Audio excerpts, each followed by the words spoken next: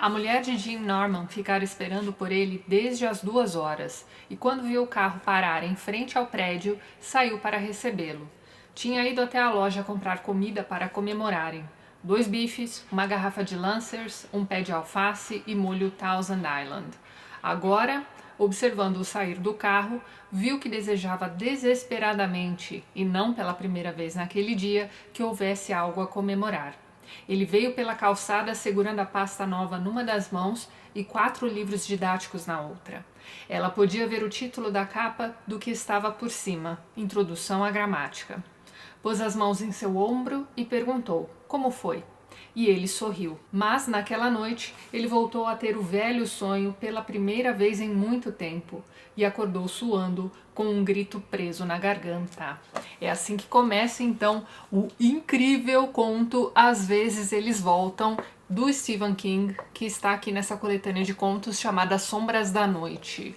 O Às Vezes Eles Voltam é um dos contos que aparecem sempre nas listas dos melhores contos do King e é uma baita história de terror. Então aqui, como vocês puderam ver pelos primeiros parágrafos, nós vamos ter então a história do Jim, que é um professor que ficou bastante tempo desempregado por conta de um surto que ele teve no emprego anterior. E a história começa quando ele finalmente consegue um novo emprego, só que com este novo emprego, um pesadelo recorrente que ele tinha anteriormente voltou a aparecer. E a partir de então ele passa a ter o mesmo pesadelo toda santa noite. O pesadelo é o seguinte: ele vai, na verdade, se lembrar do dia em que o irmão mais velho dele morreu. Os dois eram pequenos, estavam voltando da escola para casa, e aí os valentões da escola acharam que seria uma boa ideia praticar ali um certo bullying com os dois irmãos, certo? Só que o que esses valentões faziam ali naquela época era uma coisa bem pesada. Então, uma tragédia acabou acontecendo, né? Um deles acabou esfaqueando o irmão mais velho do Jim e acabou morrendo ali mesmo. E o pesadelo é exatamente isso, né? Ele se lembra com detalhes daquele dia e da sensação de impotência que ele teve, né? Ele era bem pequenininho mesmo, não podia fazer nada, tinha acabado de apanhar dos valentões, então ele estava lá jogado no chão, não pôde ajudar o irmão. E temos também o detalhe de que esses valentões nunca foram pegos, então a polícia passou bastante tempo atrás desses garotos, mas acabou que eles nunca foram presos, né, por conta disso, né, enfim. A vida seguiu até o momento, então, em que o Jim consegue este emprego numa escola bastante estranha. Ali na página 168, o narrador vai descrever um pouquinho essa escola nova do Jim. A escola Davis era uma severa construção de pedra que abrigava instalações notavelmente modernas. Só a ala das ciências recebera fundos de 1,5 milhão no orçamento do ano anterior.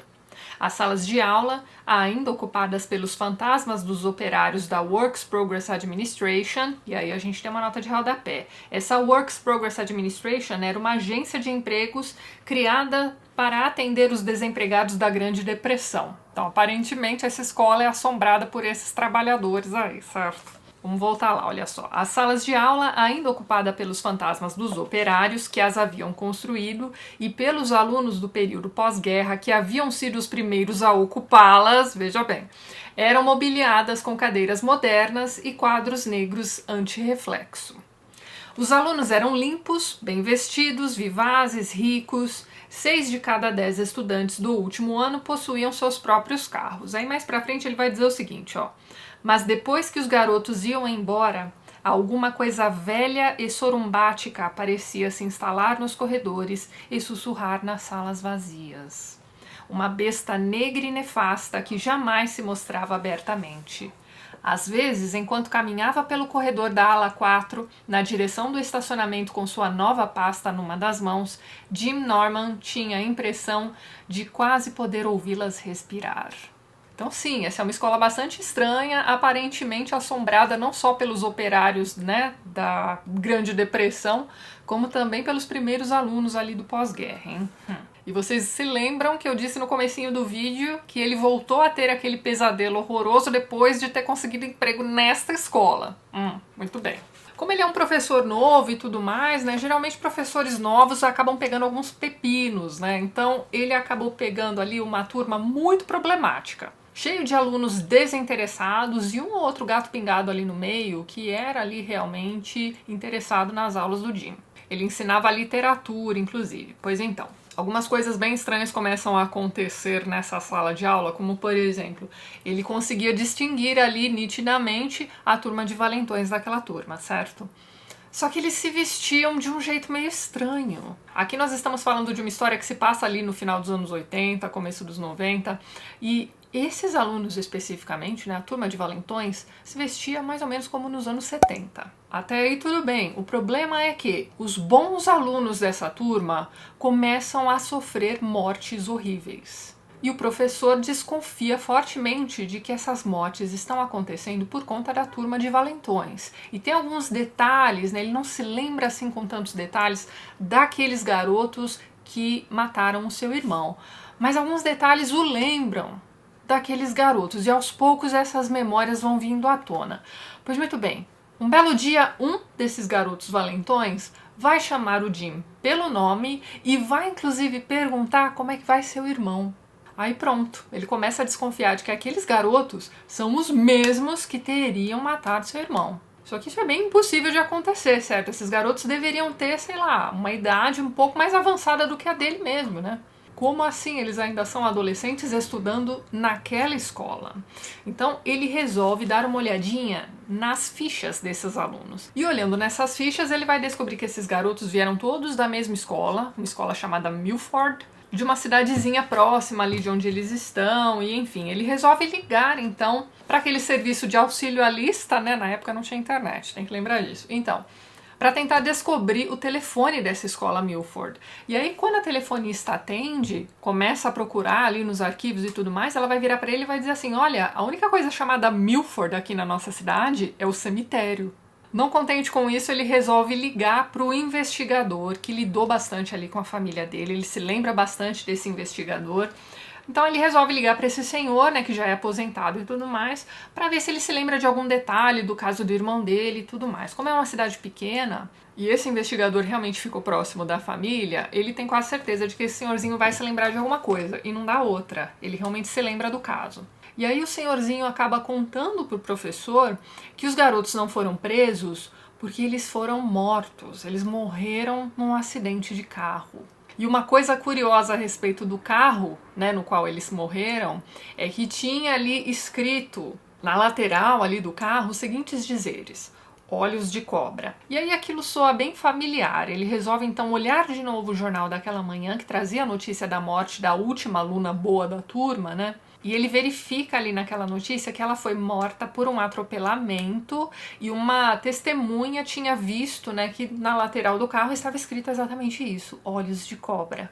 E aí ele resolve tentar fazer alguma coisa. Ele vai conversar com esses garotos na aula seguinte, né, do dia seguinte, e quando ele tenta conversar com esses garotos, eles vão, na verdade, ameaçá-lo, ameaçar a família dele e tudo mais, e vão dizer que estão fazendo isso, né, vão dizer que eles voltaram porque o professor seria, então, um trabalho que eles não finalizaram. Seria ali um negócio pendente, entendeu? Então eles precisam dar fim à vida do professor para poder seguir em frente. Dali a pouco a esposa dele aparece morta. E aí ele resolve fazer alguma coisa muito séria a respeito. O que ele faz? Ele compra um livro intitulado Como Evocar Demônios. Então é isso que ele vai fazer.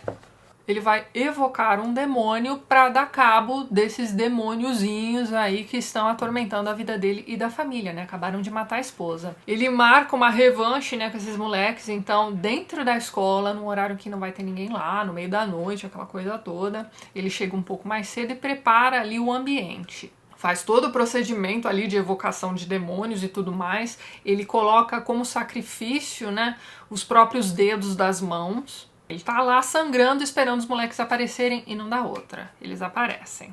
Lembrem-se de que nesses vídeos de contos eu conto o conto inteiro. Então eu estou para contar o final da história aqui para vocês, hein? Bom, vamos lá então. Quando os valentões entram na sala de aula, ele já está finalizando ali o processo de evocação. E aí, quando ele termina, né, de evocar o demônio, quem aparece é, na verdade, um demônio que às vezes lembra o irmão dele. E aí é aquilo, você vai ter ali uma carnificina danada, os moleques todos vão sofrer mortes horríveis, se é que é possível, porque eles já estão mortos. mas eles acabam finalmente voltando pro inferno. E aí quando tudo termina, né, o professor está voltando pro estacionamento, vai voltar para casa, tá sem os dedos naquela situação. Lá no finalzinho o narrador vai dizer o seguinte, ó: no meio do caminho, alguma coisa, uma sombra ou talvez apenas uma intuição fez com que se virasse. Algo invisível pareceu recuar com um salto. Jim lembrou-se da advertência de como evocar demônios, o perigo envolvido. Você podia talvez evocá-los, talvez fazer com que trabalhassem para você. Podia até mesmo se livrar deles, mas às vezes eles voltam. Ele continuou a descer a escada, perguntando-se se o pesadelo teria realmente terminado. Então é isso. No fim das contas é uma história de vingança, né? Ele acabou vingando ali a morte tanto do irmão quanto da esposa, mandou esses moleques de volta pro inferno, né? Mas para isso ele precisou evocar outro demônio e às vezes eles voltam. Sensacional essa história! É um conto médio, eu diria, ele tem cerca ali de 30 páginas de duração e é aquele tipo de história que vai crescendo aos poucos. O que é uma característica bacana do Stephen King para contos, né? Porque para romances, né, ele escreve, sei lá, um livro de 700 páginas e demora 500 para criar um ambiente, né? Então, para contos essa fórmula dele funciona muito bem. Então, aos pouquinhos você vai tendo ali algumas dicas do que é que está acontecendo, e aí os sustinhos mesmo, né? Por exemplo, a descoberta de que, na verdade, Milford é o nome do cemitério da cidade e não da escola, enfim. Ele vai dosando muito bem, né? Vai criando o suspense, né? Aumentando esse suspense conforme a história vai correndo. Decididamente um dos melhores contos do Stephen King. Fica aqui a dica para vocês. Mesmo para quem não conhecia a história e por teimosia resolveu ver esse vídeo até o final, a leitura vale muito a pena.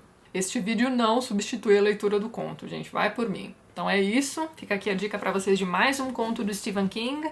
Vejo vocês nos próximos vídeos do canal, um beijo grande e até mais.